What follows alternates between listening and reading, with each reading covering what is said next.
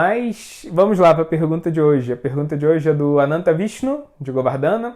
Ananta Vishnu perguntou sobre a sensação de estagnação, quando eu sinto que estou estagnado no caminho do Dharma, o que isso significa, como eu posso identificar que eu estou de fato estagnado, como eu posso identificar de fato que isso é um sintoma de que eu não estou cumprindo o meu Dharma e como lidar com essa sensação de estagnação quando eu sinto ela, né? Então é uma pergunta muito interessante porque a sensação de estagnação é algo que quase todo mundo já experimentou em muitos momentos da vida, é algo extremamente incômodo, né? E tem, assim, 3 considerações que eu queria fazer sobre a sensação de estagnação, né? Então, a primeira coisa que a gente tem que realmente refletir quando a gente se sente estagnado em qualquer aspecto da nossa vida é que eu tenho que realmente ponderar se o que eu tô é estagnado, né? Se eu tô sofrendo de estagnação, ou então se eu tô sofrendo de paixão, né? Da paixão, rajas, né? Paixão assim no sentido védico, rajas. Porque paixão, segundo a concepção védica, é esse desejo de eu querer ter frutos, né? Ter resultados pela minha atividade, por aquilo que eu estou fazendo. Então, quando você faz qualquer coisa na vida, né? Quando você trabalha, quando você sim, se relaciona com alguém, ou até mesmo quando você pratica um processo espiritual, como meditação, mas pensando nos frutos, né?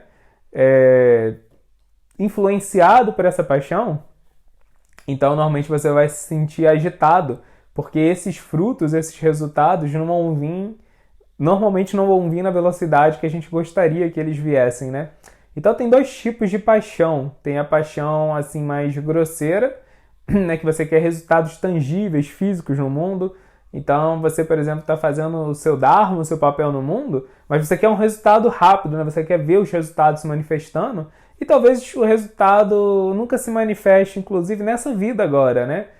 Você pode trabalhar duro, você está mudando o mundo, você está ajudando o mundo, só que assim, a forma com a qual o seu trabalho está impactando na sociedade nem vai aparecer durante a duração da sua vida, né? Nossa duração de vida é muito curta e coisas grandiosas, elas são feitas a longo prazo, né?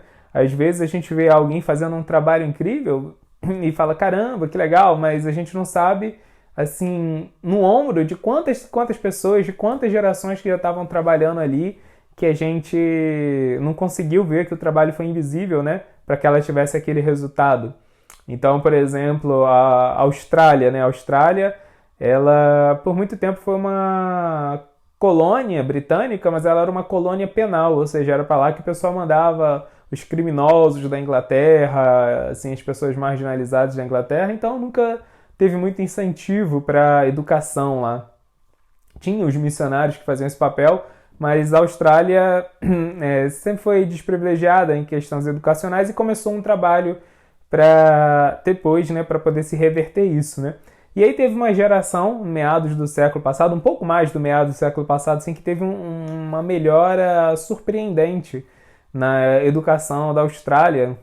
E aí quando foram tentar averiguar, na verdade, por que tinha tido essa melhora surpreendente, as pessoas constataram que, na verdade, aquela geração de educadores só estava, na verdade, manifestando, né, os frutos de um trabalho de 3 gerações contínuas de pedagogos, de professores. Então, foi algo que demorou. Mas, assim, aí teve uma hora que aquilo tomou forma, né, teve resultado, e aí o pessoal falou, caramba, percebeu o resultado daquilo no mundo, mas a gente talvez faça parte da geração que está trabalhando de forma invisível, mas vamos lá, vamos fazer o nosso trabalho, né? Então isso é uma coisa que pode desanimar a gente não está vendo frutos tangíveis do nosso esforço, mas se é o nosso Dharma, se a gente entende que a gente está fazendo o que deveríamos estar fazendo, se é o que é correto, se é o que é preciso, continuamos fazendo, né? O fruto do trabalho, ele não nos pertence, como o Krishna fala, né? Ele fala que o fruto pertence a ele, né? As coisas vão acontecer no tempo de Deus. Então tem esse tipo de paixão mais grosseira que pode se manifestar na gente quando a gente está seguindo o nosso Dharma, a gente quer ver o resultado disso logo. E tem uma espécie de paixão sutil, que é quando você quer ver mudanças em você mesmo a curto prazo, né? Então você está querendo se tornar paciente, você está querendo se tornar tolerante rápido, você fala, caramba, eu não estou desenvolvendo essas virtudes, né? Você está tão preocupado em ver que você desenvolveu as virtudes que você acaba nem se preocupando em desenvolver elas de verdade, né? Então, isso é até um tipo de egoísmo. Você quer ver que você se tornou paciente, você quer ver que você se tornou tolerante, autocontrolado. Assim, desencana um pouco disso e faz o que você tem que fazer, né? Então, muitas vezes o que a gente sente como estagnação não é estagnação de verdade. Estamos fazendo o que deveríamos estar fazendo, estamos agindo da forma correta, só que estamos assim influenciados, perturbados pela paixão, né? Então a gente está querendo ver os resultados num tempo humano, né? Em vez de esperar o tempo divino para essas mudanças se concretizarem. Então, eu lembro até uma vez que uma aluna minha da faculdade falou assim que ela não tinha paciência para ficar paciente, né? Então, às vezes a gente tem esse tipo de problema, né? Às vezes a gente está fazendo o que é correto, só que a gente não tem paciência para se manter fazendo aquilo se a gente não tem assim, um feedback, se a gente não sente que está ganhando algo. E essa não é a essência do Dharma. A essência do Dharma é você viver a sua missão, né? A recompensa do Dharma é você sentir que está fazendo algo útil. E não que isso está tendo um resultado assim que você pode tocar e experimentar. O resultado já é o fato de você estar vivendo sua missão, né? Então, isso já exige uma certa mudança de perspectiva nossa em relação ao nosso trabalho. Temos que ficar mais introspectivos nesse sentido, né? Para poder apreciar se a gente está cumprindo a nossa missão, né? Ou não está. Porque aí se a gente não está vivendo o nosso Dharma ou está vivendo da forma errada, aí realmente a gente está estagnado. E é disso que a gente vai falar agora. Mas muito, muito importante, antes da gente tratar a estagnação, é ver se a gente está realmente estagnado ou se está apaixonado, né? Agora, indo no ponto, né? Falando sobre estagnação. Então, essa era a segunda consideração que eu queria fazer, né? Estagnação é essa sensação justamente de que eu não estou avançando, né? Eu não estou fazendo algo útil, eu não estou contribuindo para a minha própria vida pessoal, para o meu próprio autocrescimento, não estou contribuindo para o mundo, né? Então a gente pode, de fato, estar estagnado. E por que eu posso estar estagnado? Por que eu estou sentindo que eu estou estagnado? Eu acho que 2 pontos são importantes a gente assim, salientar nisso. Primeiro, eu posso estar estagnado realmente porque eu não estou me sentindo desafiado, né? Desafios são algo importante. Prabhupada, inclusive, falava que assim, o papel de um líder, o papel assim, de uma pessoa que está realmente conduzindo outras pessoas, né, no caminho do Dharma, é fazer elas se sentirem desafiadas. Que quando elas se sentirem desafiadas, naturalmente elas vão avançar. Então só existe vida espiritual se a gente está se movendo, se é algo dinâmico, né? Se você está crescendo. Bhaktisiddhanta, que era o mestre Prabhupada, ele falava que a vida espiritual é tão dinâmica que nela você não pode ficar parado. Você só tem 2 caminhos, né? Ou você sobe ou você desce, porque ela é dinâmica. E se ela é dinâmica, não existe estagnação, né? Então, se a gente está realmente experimentando estagnação, a gente está experimentando um decréscimo da qualidade da nossa vida espiritual. Não é nem um estágio neutro, né? Mas é um estágio negativo. Então, a gente tem que sentir que eu estou diante de algum desafio. Por quê? Porque se eu não estou diante de uma situação desafiadora, eu estou diante de uma situação que eu já controlo, que eu já domino. E qual é a essência do Dharma? É a gente confiar no controle divino. E se eu sinto que estou diante de uma situação onde está tudo sob o meu controle, eu perco esse aspecto, né, de estar rendido a Deus, de estar dependendo do auxílio de Deus, da misericórdia de Deus, para ser um instrumento na mão dele, né? Então, esse que é um problema. Quando a gente faz as coisas de forma mecânica, porque já dominamos essas coisas, a gente se sente estagnado. Então, uma pessoa, por exemplo, que está aprendendo a tocar piano, né? No começo, tocar piano é algo extremamente difícil para ela. E por causa disso, pode ser algo, às vezes, desapontador. Está aprendendo algo novo, né? E vai ter muitas dificuldades. Mas o fato dele ter dificuldades, o fato dele não dominar a arte de tocar piano, faz com que ele fique muito consciente, muito concentrado do que ele está fazendo na hora que ele toca o piano. Então ele realmente está entregue àquele momento, ele está vivendo aquilo. Agora, quando ele já domina assim, o piano, né, quando aquilo se torna algo mecânico para ele, aí é diferente, né? Ele pode tocar e pensar outras coisas. Quando ele estava aprendendo, ele não conseguia pensar outra coisa em paralelo. Ali ele já vai conseguir pensar outras coisas, que é bom. É bom que a gente se torne proeficiente em algo, que a gente adquira maestria em algo, né? Mas aí também corre o sério risco daquilo ser algo mecânico. Ele pode estar completamente assim, ausente daquele momento. Muitas vezes isso que acontece com a nossa japa, né? Quando a gente medita na japa, no começo é algo desafiador, mas depois se torna algo mecânico, porque você já sabe meditar no mantra e tudo mais, né? Então, se a gente está vivendo o Dharma de forma mecânica, mesmo que você esteja cumprindo o seu papel, mas se é algo mecânico, se não existe esse senso de desafio, você não se sente estimulado a se tornar melhor, você não se depara com seus defeitos, né? E mais do que isso, você não se sente dependente da misericórdia de Deus, aí você vai provavelmente ficar estagnado, né? Então, isso é um ponto. Porque, por exemplo, quando você está fazendo algo que é tão difícil, que você sente que pela sua própria capacidade você nunca vai conseguir fazer aquilo, que está além das suas capacidades, aí você lembra de Deus, você pede ajuda para Deus, você tenta meditar em Deus, né? Então esse senso vivo, né? O Dharma é algo vivo, o Dharma é um processo de yoga, yoga significa conexão com a divindade. Então esse senso de eu pedir ajuda para Deus, de eu estar ali dependente de Deus, é algo que a gente não pode perder, né? Então para isso é importante essa ideia de que eu estou diante de algo novo, de algo desconhecido. Isso é importante, o Dharma ele vai se renovando, apesar de a gente ter um Dharma na nossa vida, esse Dharma ele vai se manifestando em diferentes configurações ao longo da nossa vida para a gente não perder esse senso de novidade, de maravilhamento e até, de certa forma, de surpresa, assim, né? de um pouco de temor diante do Dharma, né? De sentir que você está diante de algo que é maior do que você mesmo. Então, a cultura védica, ela meio que já estimulava isso, né? Porque, basicamente, na nossa vida, tem 3 atividades que nós fazemos. A gente aprende, a gente executa e a gente ensina, né?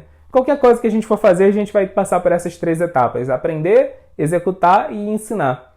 Até o próprio Krishna age dessa forma. Quando Krishna vem nesse mundo, no começo da vida de Krishna, Krishna vive como um vaqueirinho em Vrindavana, né, vila rural, e lá ele vive com os pais, amiguinhos dele, ele está aprendendo coisas, aprendendo, né, a tocar os rebanhos. Depois ele vai estudar na escola de Sandipani Muni, que é o mestre dele, é o guru dele. Então fala que lá ele aprende 64 artes diferentes, né, 64 ofícios diferentes, né?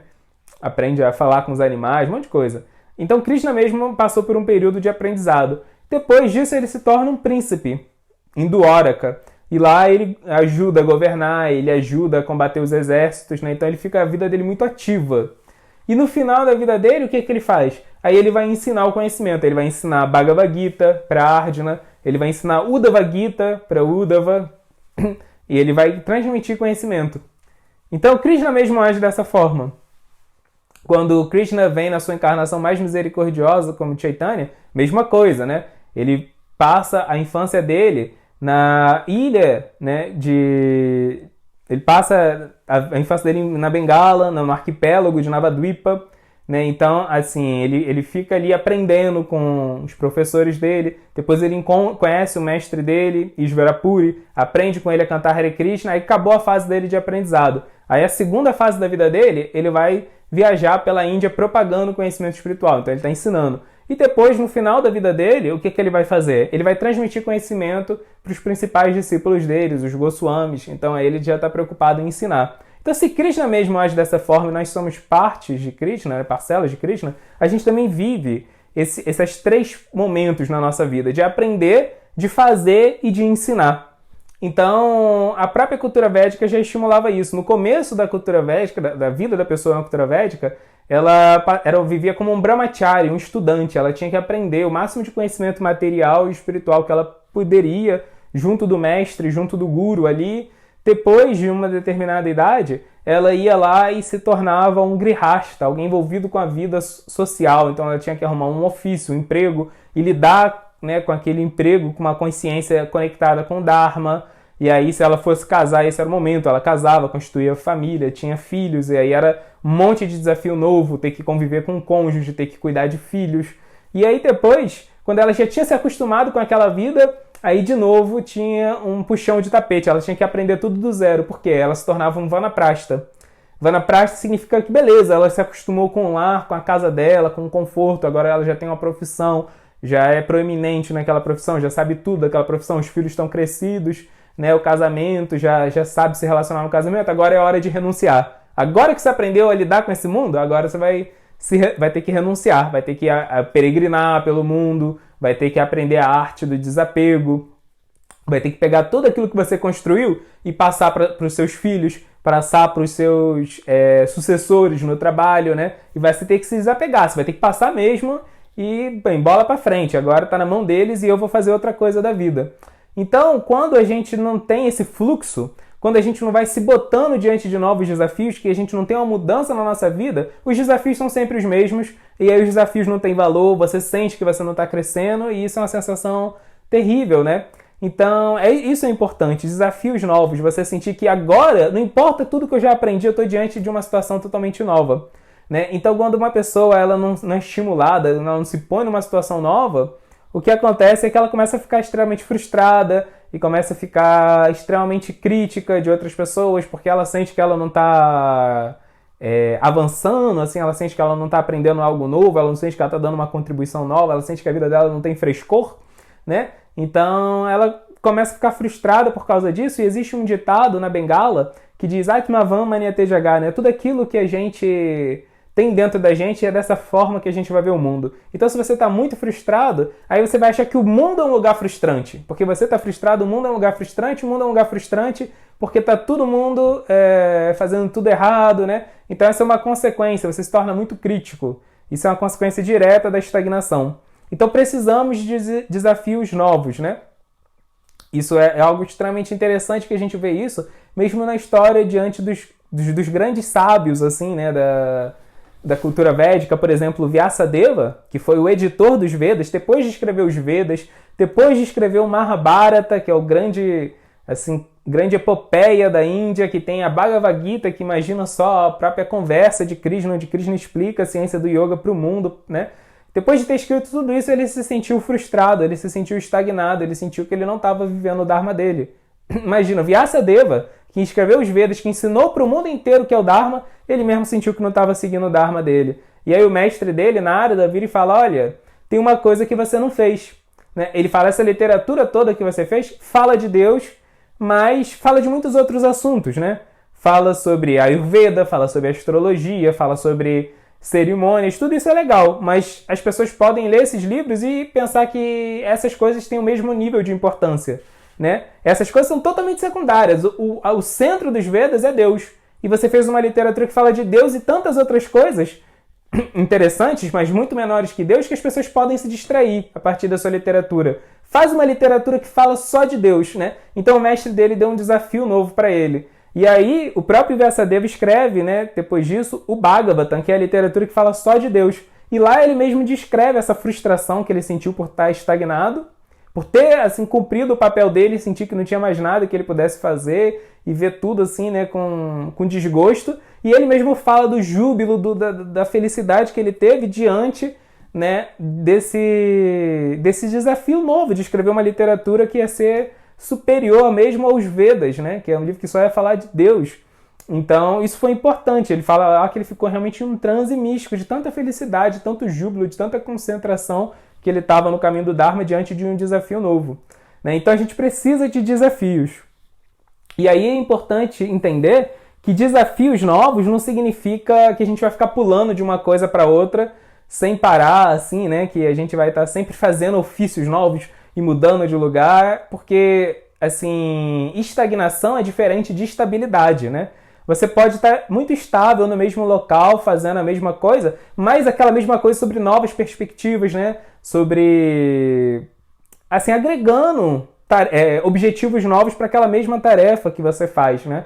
Então, ontem, por exemplo, de noite enquanto eu lavava a louça lá em casa, eu estava ouvindo a biografia do John Andrews, assim, que foi um dos pais da igreja protestante nos Estados Unidos. Os Estados Unidos ainda era colônia britânica na época dele.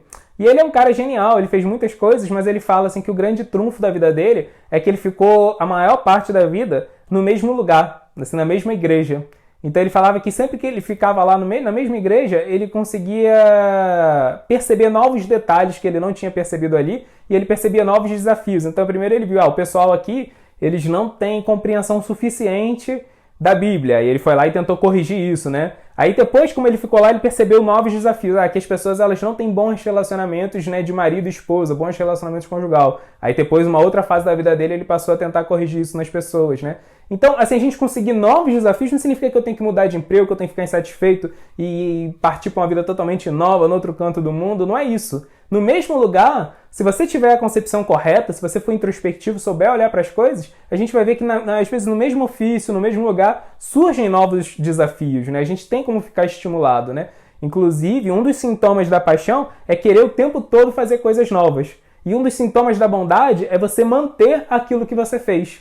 Então é importante, né? Assim, é algo nobre também você encontrar novos desafios, mas dentro da mesma missão, dentro do mesmo lugar, né? É claro que algumas pessoas vão ter o dharma de estar o tempo todo fazendo coisas novas, mas não é para todo mundo. A menor parte das pessoas vai ter esse dharma de ser o tempo todo criativo, né? Então esse era um segundo ponto que eu queria falar. E um terceiro ponto que eu queria falar para fechar é que às vezes a gente pode estar fazendo o nosso dharma, pode estar vivendo o nosso dharma de forma correta, mas ainda assim sentir estagnação. Por quê? Porque eu não estou vivendo o dharma integralmente.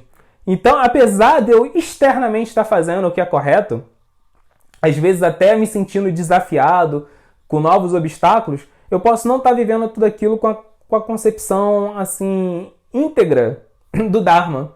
Então, internamente eu estou estagnado. E se internamente eu estou estagnado, não importa o que eu fizer externamente, eu ainda vou experimentar estagnação. Então, assim, uma coisa que a gente percebe é que tem diferentes pessoas que medem o seu avanço na vida espiritual com diferentes métricas, com diferentes termômetros, né? Para algumas pessoas, assim, o avanço delas espiritual é o quanto de emoção elas sentem, né? Então, se a pessoa foi num templo e, assim, chorou, se arrepiou ouvindo uma palestra no meio de um kirtana, aí pronto, ela sente que ela está avançando. Depende de emoções, né? Assim, para ela, o quanto emocionada ela fica, isso para ela mede como um evento espiritual. Para outras pessoas, elas medem o seu avanço espiritual por quanto de conhecimento elas juntaram, quantos livros elas leram, quantos cursos, quantos diplomas elas fizeram. Outras pessoas já medem a sua vida espiritual pelo quanto de ações elas estão fazendo, né? Distribuir, sei lá, 200 agasalhos para os pobres e, assim, coisas que são quantificáveis, coisas externas, né? E isso é um problema, porque a vida espiritual, na verdade, ela inclui essas três coisas, inclui emoção, inclui inteligência e discernimento, inclui atitude, comportamento no mundo, e mais do que isso, transcende tudo isso. Porque a vida espiritual, ela envolve também a ideia de relacionamento com Deus, né? Mais do que tudo isso, ela fundamentalmente se baseia no nosso relacionamento com Deus. Então não é só emoção, não é só conhecimento e não é só atividades externas. Essas coisas estão presentes, né? Porque nós somos tudo isso, né? Nós somos uma mistura de tudo isso. Nós temos a necessidade de agir, temos a necessidade de sentir, temos a necessidade de pensar. Então, às vezes a pessoa ela se sente estagnada porque ela está tendo uma visão muito racional só da vida espiritual, ou então ela está tendo uma visão só muito emotiva da vida espiritual, ou então ela está tendo uma visão assim muito quantificável da vida espiritual, né? Ela quer medir o quanto de coisas ela fez, né? O quanto... Então não é só isso, né? A gente tem que viver a vida espiritual integralmente, de forma holística, né? A gente tem que desenvolver o nosso conhecimento, temos que desenvolver as nossas emoções, elas também têm que fazer parte da vida espiritual e a gente também tem que desenvolver o nosso comportamento, né? Temos que agir, não adianta só sentir, mas não agir, não fazer nada, né? Isso é algo até meio egoísta. Então, às vezes, a gente se sente estagnado porque a gente só está desenvolvendo uma parte da nossa personalidade espiritual e não está se desenvolvendo integralmente. Então, realmente estamos assim estagnados por dentro. E aí não importa o quanto a gente faça de atividades externas, mesmo que a gente esteja servindo o nosso mestre, fazendo muitas coisas, que é realmente a essência do Dharma, a gente não vai sentir isso porque a gente não está totalmente desenvolvido por dentro, né? Então, essas eram algumas considerações sobre essa ideia de estagnação. É muito perigoso ficar estagnado, porque se a gente sente que a gente está estagnado, a gente depois se frustra e acaba abandonando o processo, mas se sentir estagnado também faz parte da vida, é um indicativo de que a gente precisa de novos desafios, e às vezes esse novo desafio é só uma nova perspectiva sobre aquilo tudo que a gente já está fazendo, né? Olhar de uma forma mais completa e até mais espiritual para tudo aquilo que a gente está fazendo. Olhar para as coisas que a gente faz realmente com a perspectiva de Krishna. Então é isso, pessoal. Tem perguntas, comentários? Tem uma pergunta do Humberto Mahatma. E aí, Mahatma? Esse sentimento de estagnação não faz parte do crescimento espiritual? Ele é um indicativo de que você tem que mudar de vida, ou pelo menos mudar de mentalidade, né? Então, quando ele aparece, assim como um feedback da sua alma, né, mesmo, assim, é um sintoma de que a alma não está confortável naquele lugar que ela está fazendo o que ela está fazendo, isso é bom, isso é saudável para a gente mergulhar nessa introspecção e descobrir qual desafio novo a gente precisa, qual aspecto nosso a gente está negligenciando, né? Então, ela faz parte, essa sensação de estagnação, ela faz parte como um sinal de algo que a gente tem que observar. Agora, se isso se torna algo constante, né? Se você negligencia essa estagnação, se você não resolve ela, se ela se prolonga por muito tempo, aí ela vira uma grande pedra de tropeço na nossa vida espiritual mesmo, né? Ela vai se tornar fonte de desânimo, de esgotamento, né? De desgosto para a nossa vida espiritual. E não é legal. Então, quando isso surge, significa que a gente tem que mudar, né? Mudar pode significar mudar o que eu estou fazendo, ou então mudar como eu estou fazendo, a concepção que eu estou fazendo. Isso é uma coisa muito particular, né? Para a gente analisar todos esses casos, cada caso é um caso. A pessoa vai ter que ela mesma meditar e pedir ajuda de algum sado, né? De alguma pessoa que tem familiaridade com ela e com a vida espiritual, com o Dharma, vai precisar da ajuda do mestre dela. Mas é isso. Isso é um sintoma natural que vai se manifestar na nossa vida espiritual, mas é um sintoma de que algo deve ser tratado, né? Não é algo que não deve persistir.